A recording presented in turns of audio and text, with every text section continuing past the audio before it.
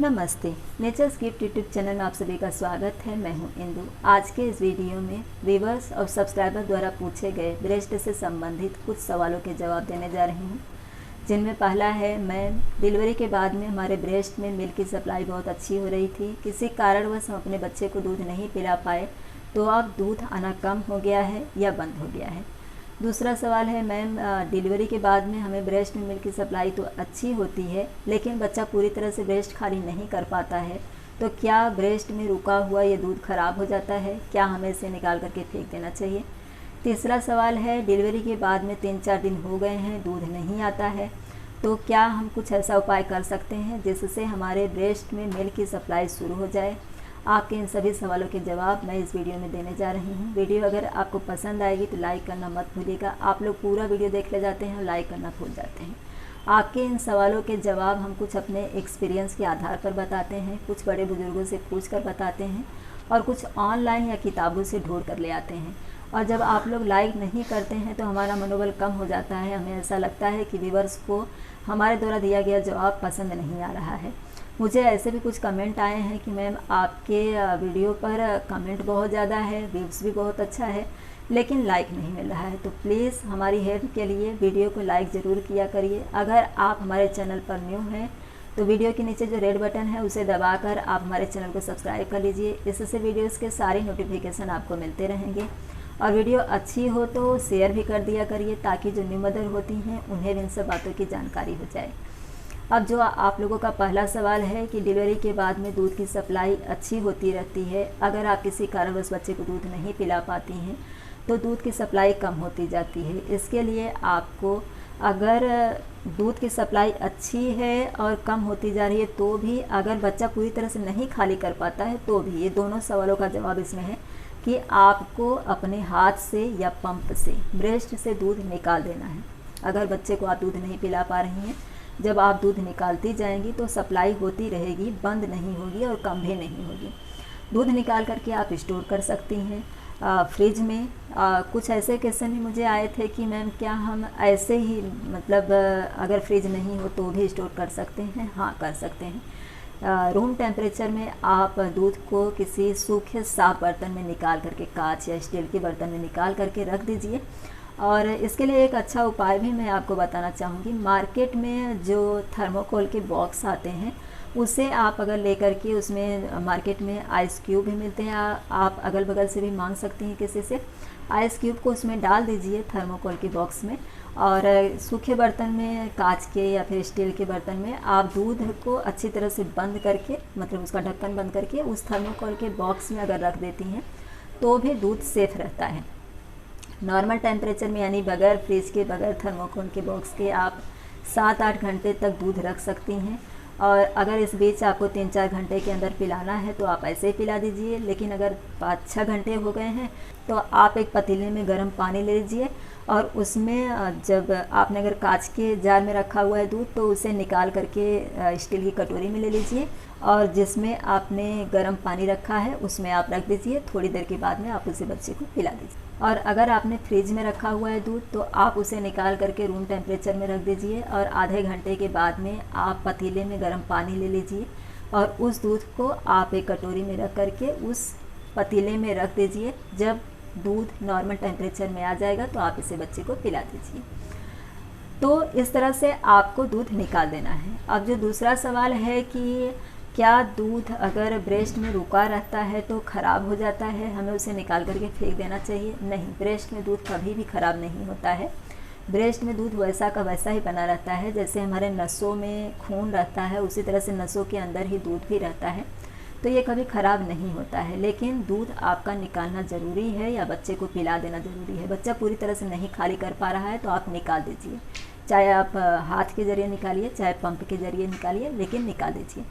क्योंकि अगर आप नहीं निकालेंगी तो दूध भर जाने की वजह से आपका ब्रेस्ट टाइट हो जाएगा। जब ब्रेस्ट टाइट हो जाएगा तो बाद में जब आप बच्चे को दूध पिलाने की कोशिश करेंगी तो ब्रेस्ट टाइट रहेगा, प्लस आपका निपल भी टाइट हो जाएगा, तो बच्चा अच्छी तरह से नहीं पी पाएगा। या फिर ऐसा भी हो सकता है कि बच्चा जोर जोर से रोने लगे और मुँह ही न लगाए, क्योंकि ऐसे भी क्वेश्चन मुझे बहुत आते हैं कि बच्चा मुँह नहीं लगाता है।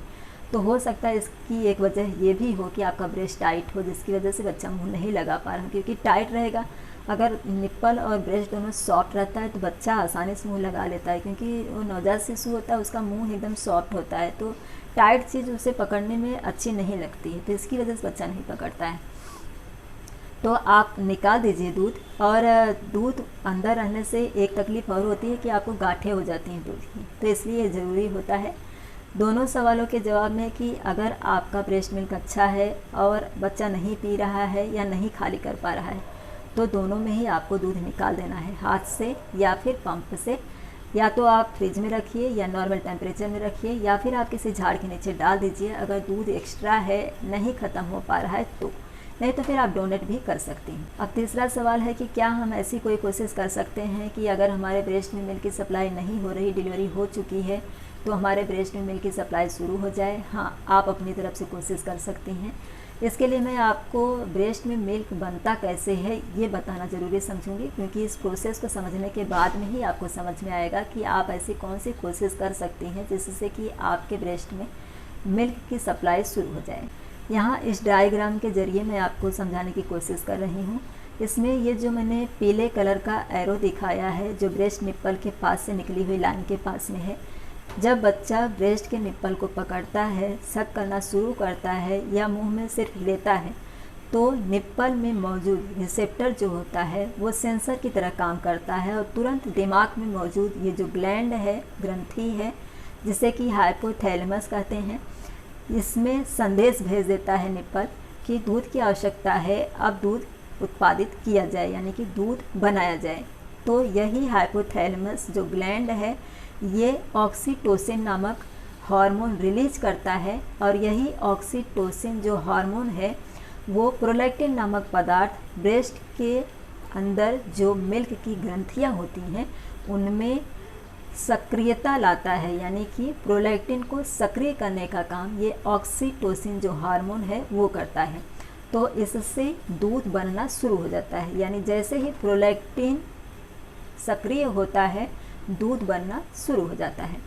तो आपको समझ में आ गया होगा कि जब बच्चा ब्रेस्ट के निप्पल को पकड़ता है, सक करता है या मुंह में लेता है, और कभी कभी बच्चा जब रोता है, आपका बच्चा, दूसरे का बच्चा नहीं, जिस मदर का बच्चा है, अगर वो बच्चा रोता है तो भी जो ब्रेस्ट है वहाँ पर दूध बनना शुरू हो जाता है तुरंत।